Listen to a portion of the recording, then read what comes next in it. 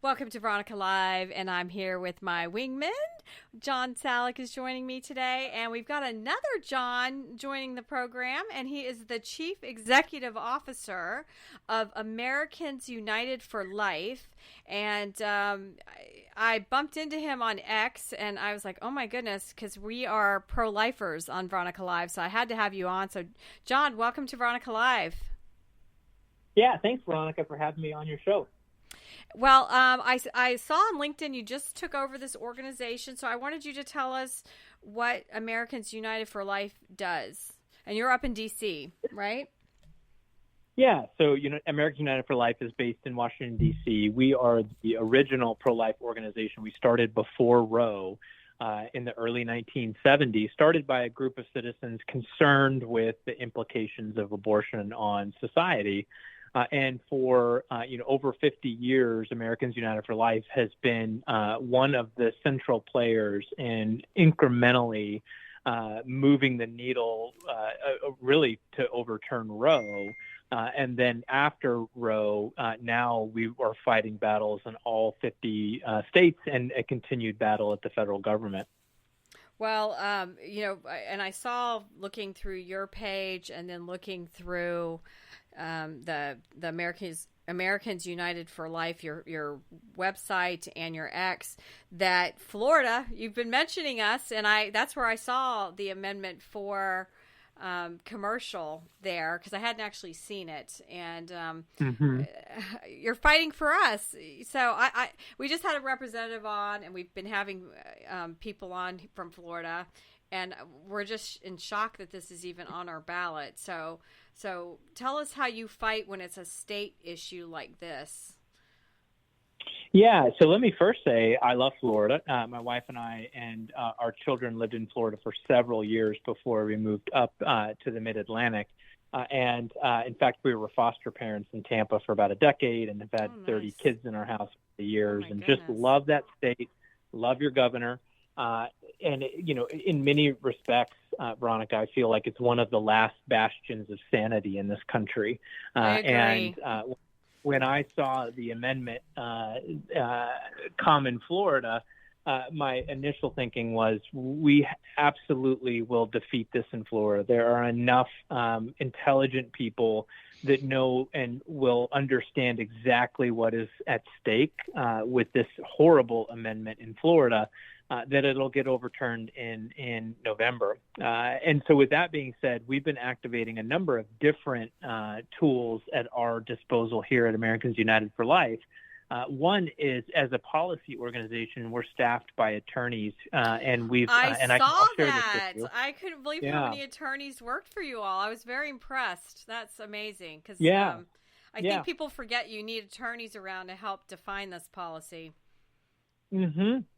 You sure do. And our attorneys not only do, policy and advocacy work, but they've also done a deep dive analysis of the implications of the amendment in Florida, along with the other states that have current ballot amendments, to really uncover and expose the extreme overreach, as it were, of the pro-abortion, or I like to call it the big abortion side, that has brought millions of dollars in out-of-state funding to increase enthusiasm for an abortion-on-demand paradigm that, quite frankly, in my honest opinion, does not sit well with the culture of Florida. And I feel very confident that Florida will overturn that amendment. I've been in constant conversation with several individuals in Florida, including the governor's office, around strategy, around fundraising.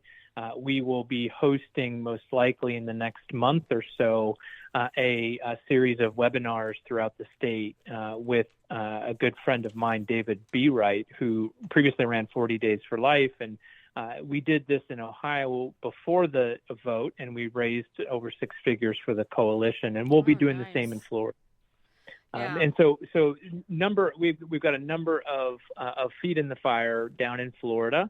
I will say, and this is super important, I had a conversation with the governor's staff 2 days ago, and having lived in Tampa, and I know the faith community well in Tampa, and we were talking about a particular church that will remain unnamed. But apparently, in conversation with the pastor of that church, he made it clear that he was not open to preaching a pro-life message.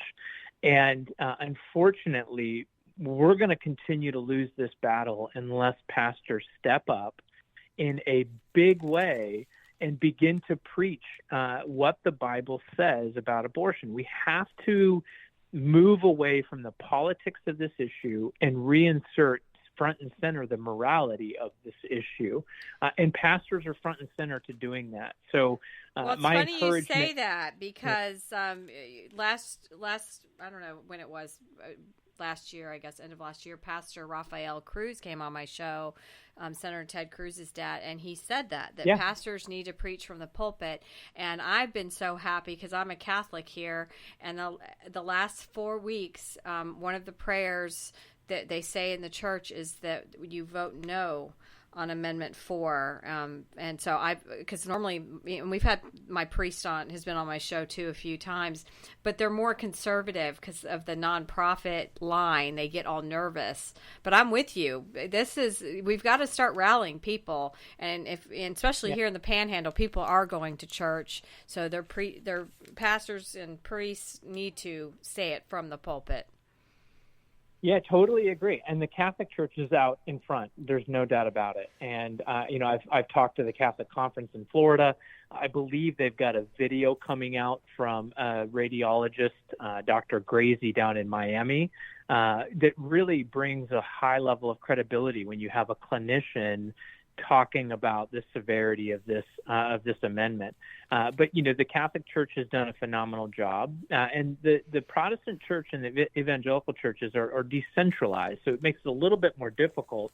However, as important as reaching the Catholic community, we've got to reach Protestants and evangelicals with a life-affirming message. And if we do that successfully, we begin winning this issue not only in Florida but across the country. And that's really, unfortunately, the battle that we fight now is against an adversary that's spending millions and millions of dollars to pull the wool over the eyes of the American public and convince Americans that there's not this is not a moral issue whatsoever. They've removed the implications of what it means to kill a human, and now it's a woman versus the government, or a woman versus the man.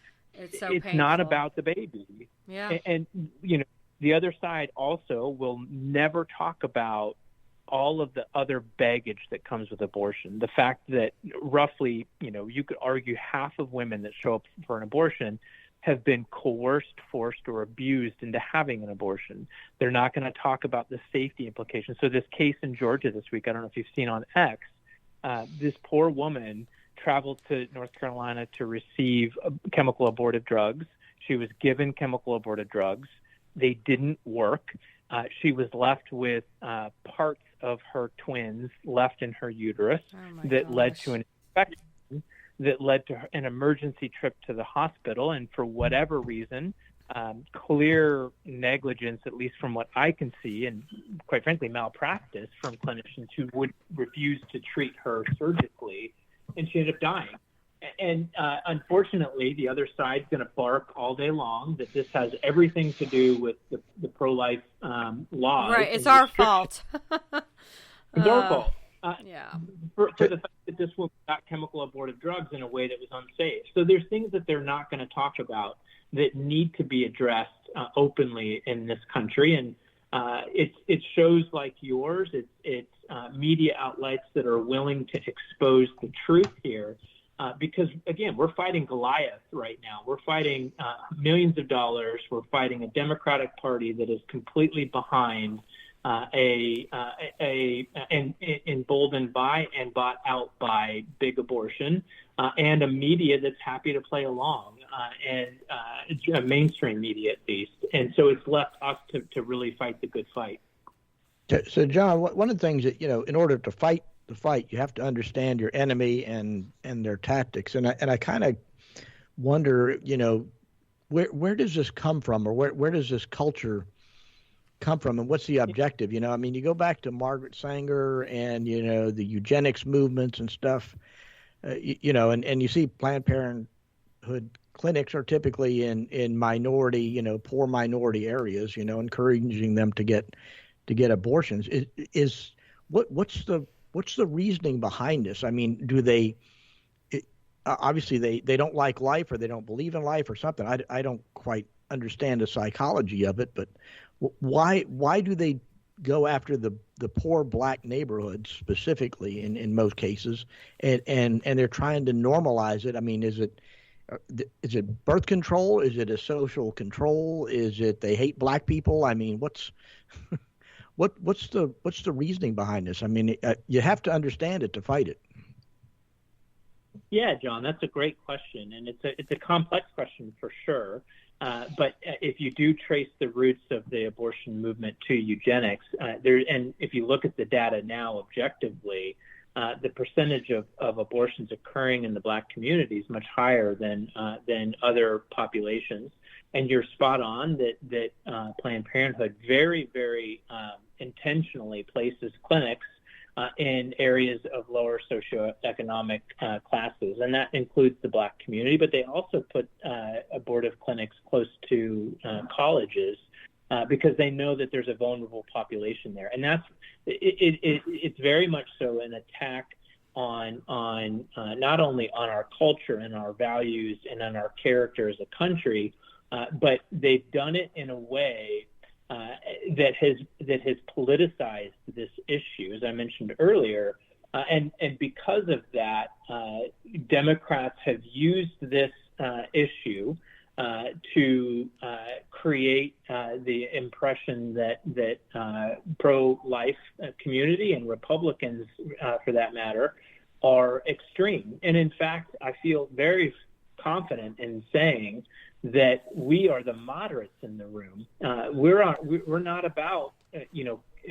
36-week abortions. We're not about sending a woman that's been forced to have maybe potentially trafficked and been forced to take chemical abortive drugs. We're not about that. We're about honoring children. We're about honoring women, and we're about exposing the truth. And you mentioned, kind of understanding your adversary. You are 100% right, John. We have to understand our adversary. And quite frankly, the movement got caught flat-footed after Dobbs. And, it was a big victory for the pro-life movement. And I think, having come from the outside only 8 or 9 months ago, I've seen firsthand how the movement got caught flat-footed without a real clear strategy on how to move forward. And in some ways, the certain states, and Florida, I would even put in this category, may have pushed the pedal to the metal too fast and too hard. That pendulum swung a little bit too far, and it's opened the door for these amendments that, quite frankly, the pendulum swings in exactly the opposite way. The good news about that is if we continue to lose these amendments, they're swinging the pendulum way far towards a abortion on demand culture. That's not where society is. The data hasn't changed. And in fact, we hold very popular support over several decades for reasonable limits on abortion. So that pendulum will swing back for sure. Well, I call it a Holocaust, and I'm always fighting, and it's funny because the Babylon Bee guys, the Seth Dillon and then Joel Berry's, Joel's been on my show. They are huge advocates, and Seth just put out $100K to fight this, and then when I the other day I said, oh, it's a Holocaust, and then of course they're like, you're a Nazi, and when are people going to realize? Because when I was prepping for you to come on, I looked through your page and then I looked through the Americans United for Life X page, and there was this beautiful video of a baby like what happens in the womb. And I know somebody that's Yeah. going to be having a baby. So I sent it off to 2 people, and because it was so beautiful. And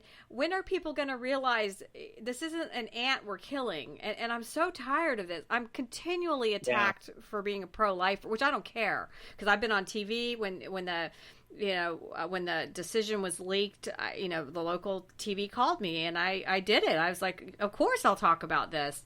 So I don't know how to get our society back in check that we don't kill our own babies, And then somebody debated me because I put there's been 65 million abortions, and they're like, no, that's wrong. And so I was like, well, is it not 65? So I looked it up again. It was 63 million plus. I'm like, okay, okay, it's 63 million. That's 63 too many.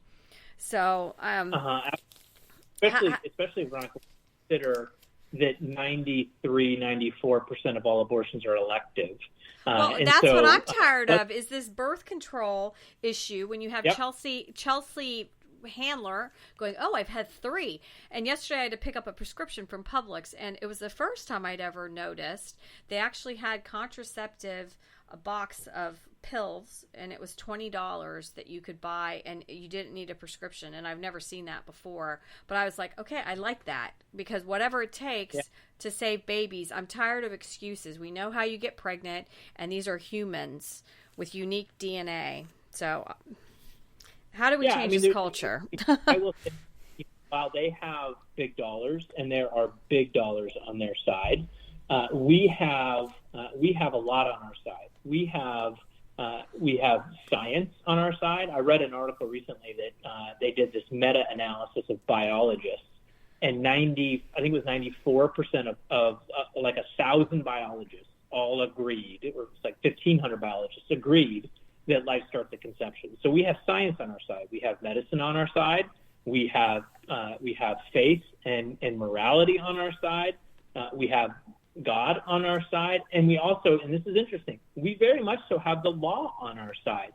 How many states in this country have fetal homicide laws that when you kill a pregnant mom, you're now obligated to be held accountable for both mom and preborn child. So in that regard, we count that as a human, but when it comes to elective abortion, we don't. There's a disconnect there that needs to get solved in this country. And unfortunately, we're at this point now where we have to fight against the forces that have moved their messaging from pro-choice to reproductive freedom and bodily autonomy. And unfortunately, what they've done very successfully, they have begun to strip the more libertarian-leaning people, good Americans, from the pro-life ranks with this type of messaging. And I would call a lot of those individuals lower information voters that don't really think about this much, but don't think the government should be stepping on people's toes. And so we've now started to lose a lot of people in the movement because of their messaging campaign. Well, the 4 nights that I watched of the DNC, this is all they pushed. And then her damn reproductive freedom bus was going to hit 50 cities here in Florida. And I'm like, I hope they blow a tire or two. I was there. So I was in Chicago. We went to the bus for the day. We actually brought 2 buses from Thrive to provide alternative options. Oh, nice. Because we feel like we're genuinely the pro-choice. This attack on pregnancy centers is another example of them trying to limit choice for women. But we went to Chicago, and let me tell you, it was a circus. They swung that pendulum so far by having blow up balloons and a taco bus and music. I mean, it was it was a food truck. They said 25 abortions were, they did 25 the first day, and I literally wanted to throw up.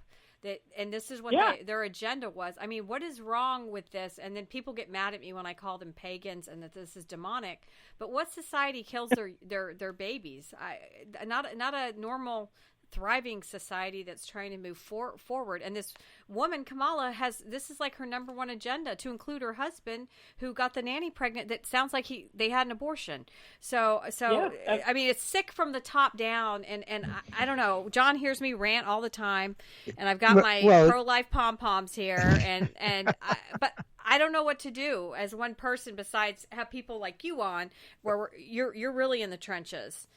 Well, John, one of the things that I've likened this to, and you kind of alluded to it there earlier, was this is like the dog that catches the car. It's like, okay, I caught the car, now what? and that that seemed to be and we're still seen to be in that position. That it's like, okay, we've got Roe, it's pushed back to the states. Trump's got to absolutely and they keep smart lying policy. About it. Right, and it's like it's a state decision now. That's what everybody wanted for 50 years. That's where we're at now. You got what you wanted, and let the states decide. And we seem to still be stuck in there. Are we not getting the message out that, hey, this is a state decision? Well, and then they lie, John, too, about the Republicans are going to take your birth control. And I'm like, I'll be the first one to hand you the birth control, because I'm tired of your, right. I'm tired of it. Or that allow, abortion for situations of rape and health of the mom, which is absolutely untrue. And it is against every leader that I know in the movement. For the most part, there might be a handful out there that are true abolitionists, but the overwhelming majority of us in the movement are, absolutely focused on elective abortion as the real evil in the debate in this country. But of course, they don't talk about that. They're going to bring up the very rare medical cases, and they're going to say, no woman can get anything done, and her life's at risk. And not to mention the fact that when you have an abortion, that is a far riskier endeavor than delivering a healthy baby. And again, they're not talking about the 60 million children that have been killed. So we have a battle cut out for us to change hearts and minds. And to do that, it's going to require, this is my moonshot, it's going to require easily $100 million media campaign, like the He Gets Us campaign. At that level, we need something that big. Well, let's do it. Where do we get the money? Yeah, where do we get the money? I think increasingly that's the heart of the movement recognizes that we have to change hearts and minds before we can focus really on equal protection, as guided by the law. And to do that, you have to spend big dollars. And so there are a handful of individuals in the movement that have the capacity to do something that big. Put me on the fundraising committee, because I will start making calls and rally people. I love it. Well, hold on, John. Following you on X, you had, which I didn't know this, and I was so happy. Dems for Life, and when I clicked on their X, they actually had almost 13,000 followers, which made me so happy that I was like, oh, thank goodness. And I will say I do know some Dems that they're only into exceptions. So yeah. And so it was a fabulous day on the Hill yesterday, and arguably this is what makes Americans United for Life very unique. In that, as we only have a C3, so we can't really participate in political advocacy. We can participate in policy advocacy, which makes us a bit unique. But I can't imagine there's been a pro-life organization that's been in a Democratic office for 5+ years outside of but even Dems for Life, God bless them. I mean, they can't get anyone to listen to anything on that side. Just yesterday we had a conversation. The head of the DNC, his name's Jamie. I don't remember his last name. He has a really interesting story. He was born by a single mom and raised by a single mom. She made the choice for life, just like my mom did. My mom was single, and she was pregnant with me and had two older brothers.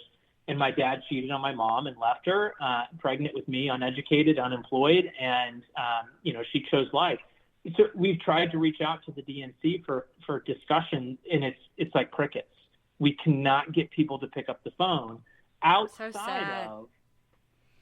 of a few very thoughtful offices where you can't necessarily talk about the legality of abortion, but we can have very substantive dialogue around pro-family and pro-woman policy. And hopefully my prayer is that is the next best incremental step from the pro-life movement, is to begin to pass policy that helps moms have children and raise those children. So, for example, we put out a policy paper a little over a year ago on Make Birth Free.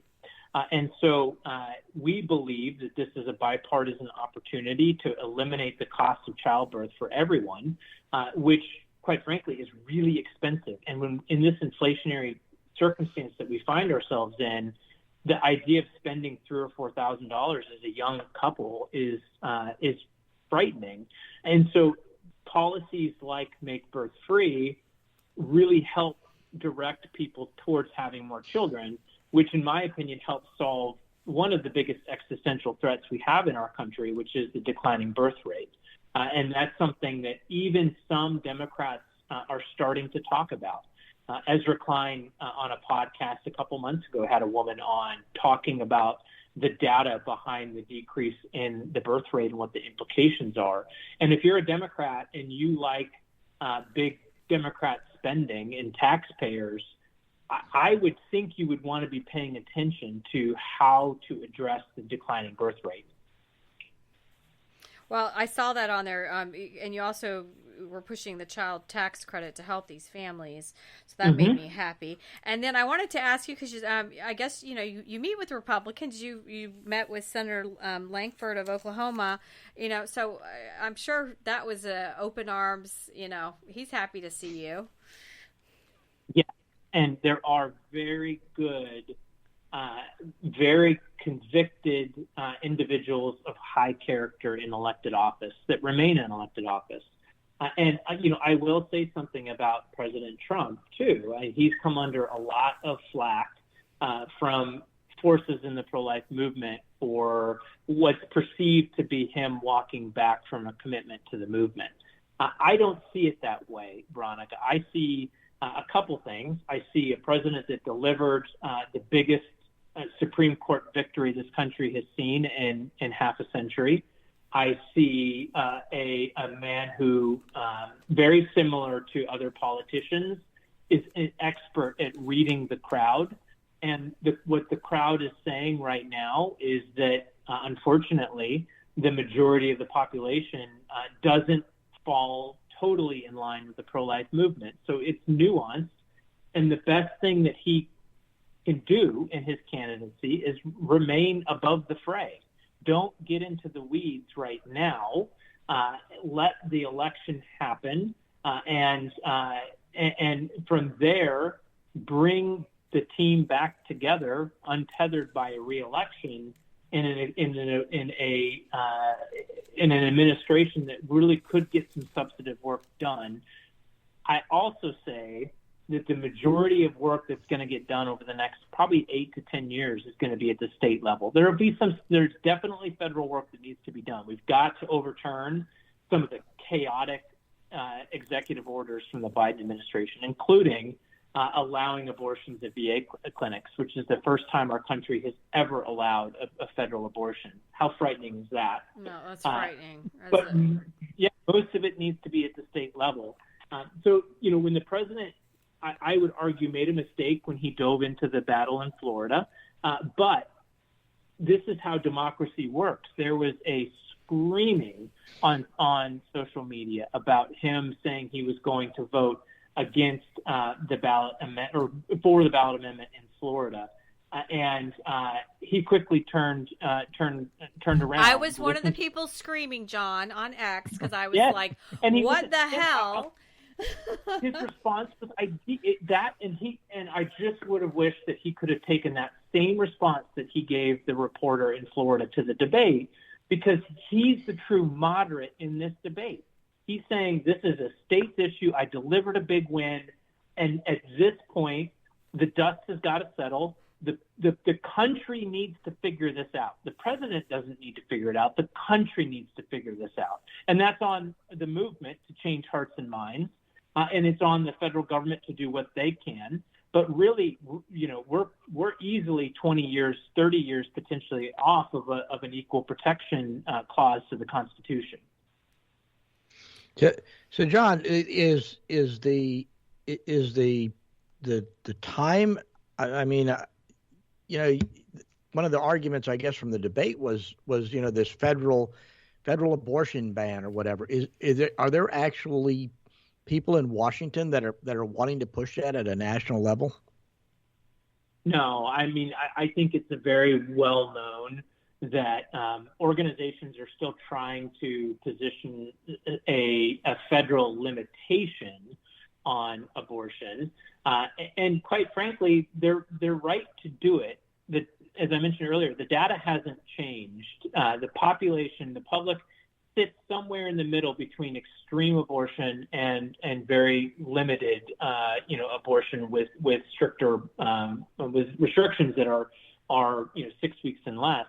The country falls somewhere in between that, and so pushing for federal legislation that matches and marries where the population resides, which arguably you could say is 12 weeks, isn't necessarily a bad thing. And we fully support that at AUL. That being said, I don't think it's realistic. I just don't think it's realistic that anything is going to happen in the next 4 to 8 years at a federal level.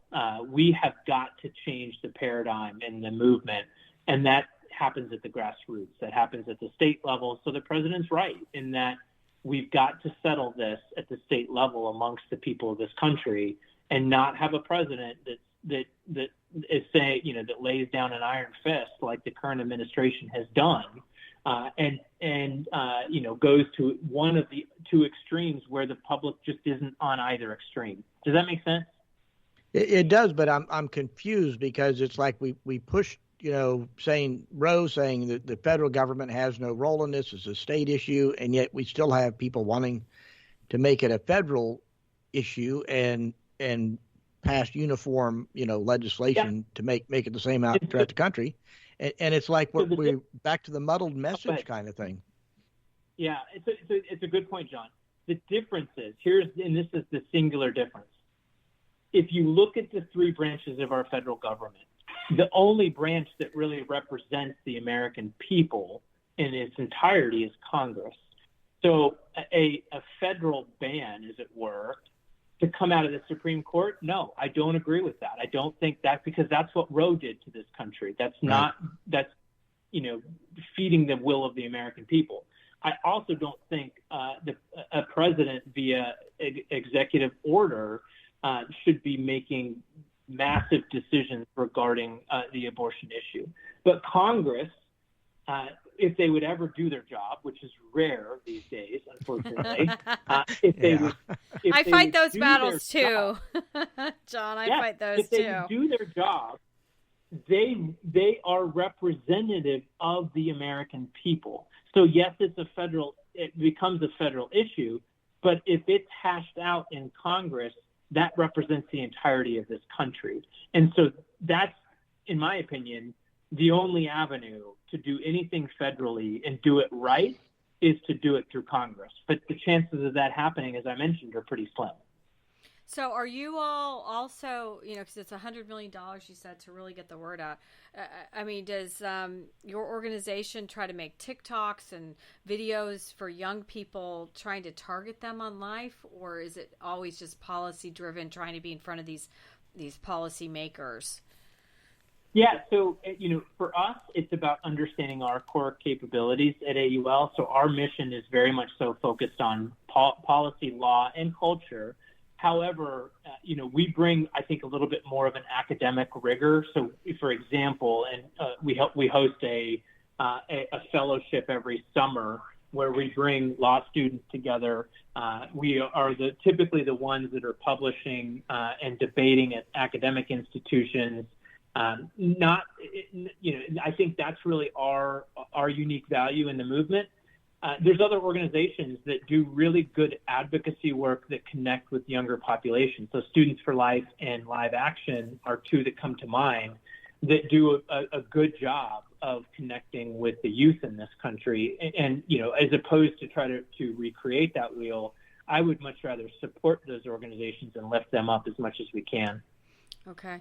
And then, like, when people fight me back on X, they're always like, well, why don't you adopt them all? And you've actually adopted, I saw a post that you have a baby or a toddler. I mean, tell us about how this all happened, because you're actually living it, Yeah. And, this is the sad truth of the situation, that there are a lot of parents in this country and a lot of families that would rise to the occasion and would, adopt both out of the foster care, but there's, long waiting lists to adopt private adoption. Right. That's the thing that Planned Parenthood does not talk about. When 96% of their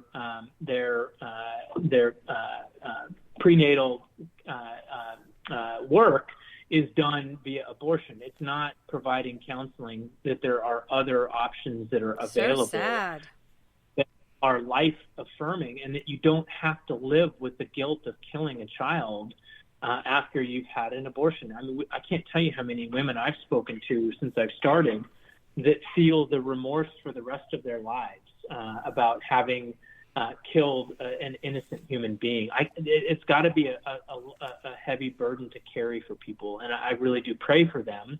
The other thing that's important is we go back to the faith community, and I think one of the reasons why a lot of pastors are hesitant to preach this issue is because they think A, it's political, and B, that they're going to offend people in their congregation.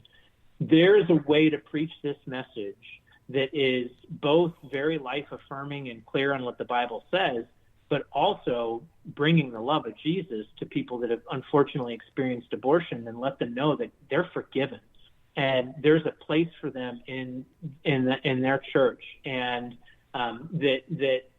regardless of the mistakes that they've made in their past, that they can move on from those things. And so, my prayer, Veronica, is that we find some really creative ways. And at Americans United for Life, that's another thing we are doing, is looking at setting up pastor coalitions. Okay, I love that. To further extend our reach in the faith community and educate pastors on how to preach this issue. All right, that's wonderful. So, John, y'all do a lot of legal work. Is one of the solutions to this is, obviously, you just pointed out, was, instead of saying, women say, well, I want an abortion because I can't raise a child. Like, okay, so here's an alternative. If you made the adoption process much easier than it probably is, would that be helpful? Is that a trend, or is there any action going on in trying to change the laws? I think there's a couple things. I think one, it's how we treat families that participate in foster and adoption. So one thing we've done at Americans United for Life, we've added a benefit for our employees that participate in adoption and foster care. They're treated very much so just like a family that has a child biologically. We give them the same benefits of maternal and paternal leave, and I think by lifting up foster families and adopted families in some unique ways, and continuing to educate young women on the benefits of abortion. The other thing that I've seen firsthand as a foster parent is the potential for reconciliation with biological parents. It's not insignificant. I had a stepsister growing up. She was adopted by my stepdad and his first wife. And she's since reconciled with her mom, and that's been a journey of healing for her. And again, going back to God's design for humanity, my goodness, what an amazing and beautiful thing it is when reconciliation occurs between a biological child and their biological parent. It's like with our son that we've adopted. He's now 11, and we've very intentionally, it was a private because it was through foster care, but we very intentionally have created an account on Facebook where we can communicate with his bio mom, just letting her know that he's doing okay. And nice. when he's of age, we want to give him that opportunity. If he wants to. If he doesn't want to, it's entirely up to him. But if he wants to reconcile and further identify who he is and his roots, we're happy to do that for him, if that's what he wants. So, John, how did you end up with this job? I mean, what an amazing job. And I guess, I'm looking through all your team and, oh my, how many lawyers? It must, the brain power when you all get together. Is everybody faith oriented, because I feel like us very strong advocates that are pro-lifers, faith is a huge thing. Yes. Yeah. And so a couple things. I've worked in for-profit for years in the healthcare life sciences side, and then transitioned. Most recently, I was on the leadership team of the Crohn's and Colitis Foundation, which is a disease research nonprofit. And when this opportunity came about, and I started the interview process, the board chair opened the interview in a prayer, and I thought to myself, that has got to be the Holy Spirit speaking to me, because I've wanted to work in the mission field for my entire adult life. I am of strong faith, my wife and our family, and it's been a calling that I've had my entire adult life. And so when the opportunity presented itself, and I felt the pull from the Holy Spirit in a big way, I felt like this is what God was calling me to do. And very much so, I feel like I'm in the mission field in this movement. You mentioned it earlier. We are fighting the biggest civil rights movement, not only of our day, but really genuinely of the history of mankind. If you look at the numbers globally, hundreds of millions of children have been killed via abortion. So sad. It's hard to comprehend how sad that is. So it's a privilege to have the opportunity to work at Americans United for Life. My team is of incredible faith, and it's so fun. We have a prayer meeting every Monday, and it's divided between our Catholic brothers and sisters and the Protestant brothers and sisters, and we rotate. So we have Catholic-led. Or is there a tug of war in there? There must be a tug of war. John and I are Catholics.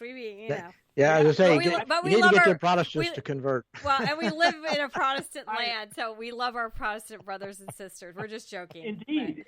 And my wife, when we met, and so I turned her to the dark side, I suppose. But this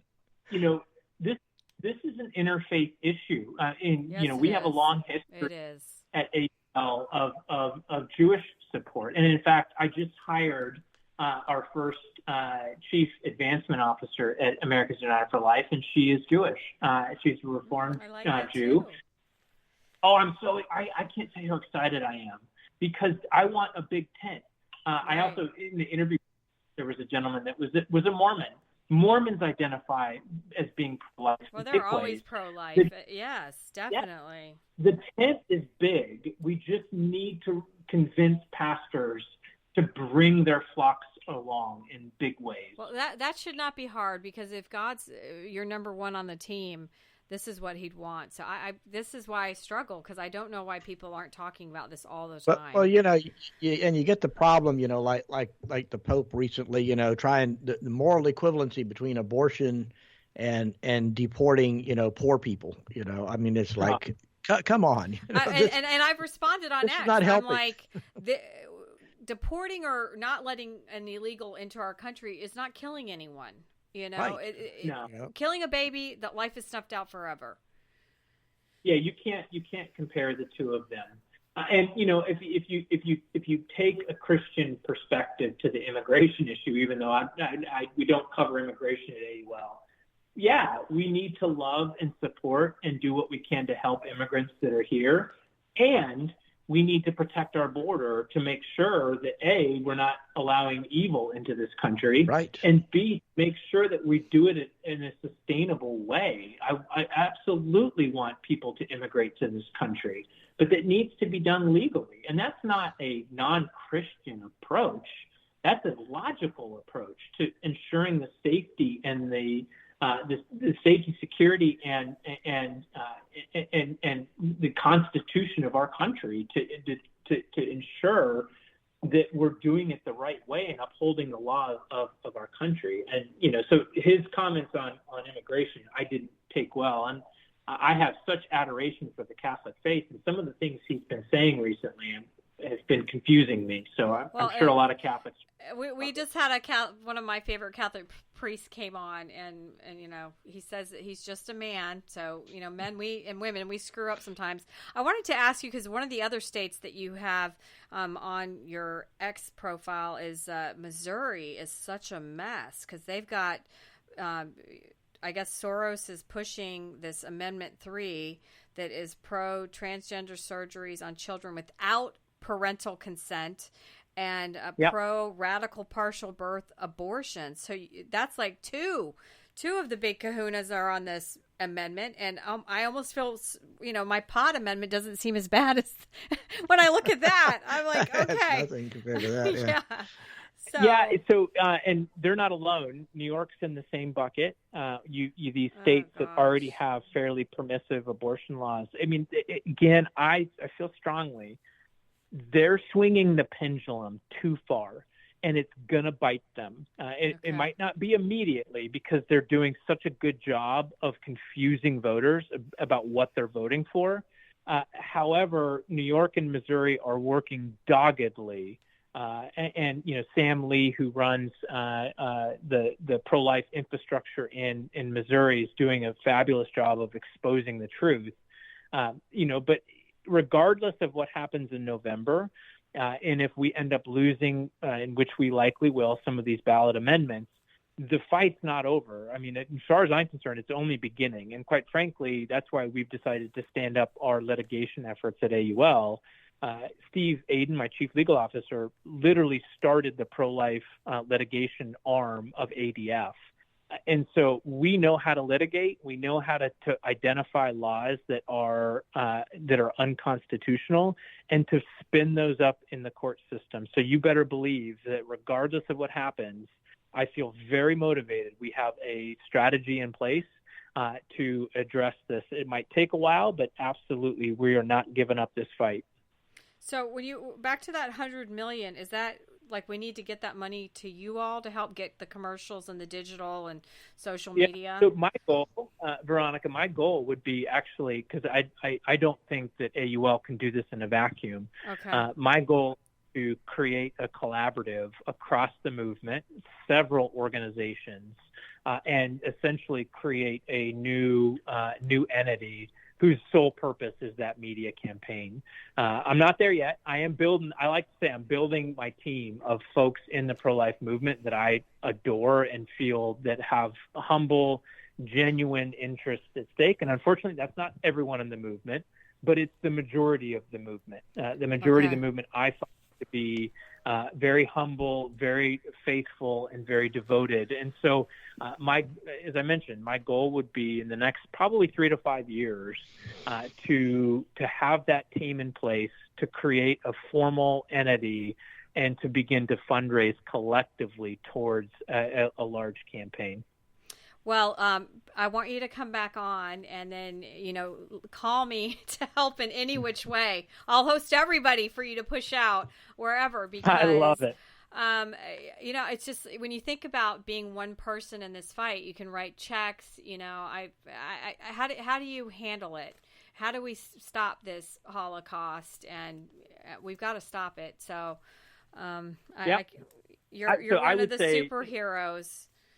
Increasingly, we need people to believe in us, and we ask that even if things seem dire, to not give up on the movement, and to continue to contribute, particularly to the organizations that are making big impact. And so for us, I mean, it's easy. You can go to AUL.org. and you can very easily contribute to our mission, which really does make a big impact on the movement. Well, I'm going to be inviting you back, John Mize, the CEO of this wonderful nonprofit, America's United for Life. And I want to be your go-to because we've got to save these babies. Everybody deserves a chance at life, you know. So thanks for everything. Yep. Thank you both. God bless. All right. That's it for Veronica Live. Thanks.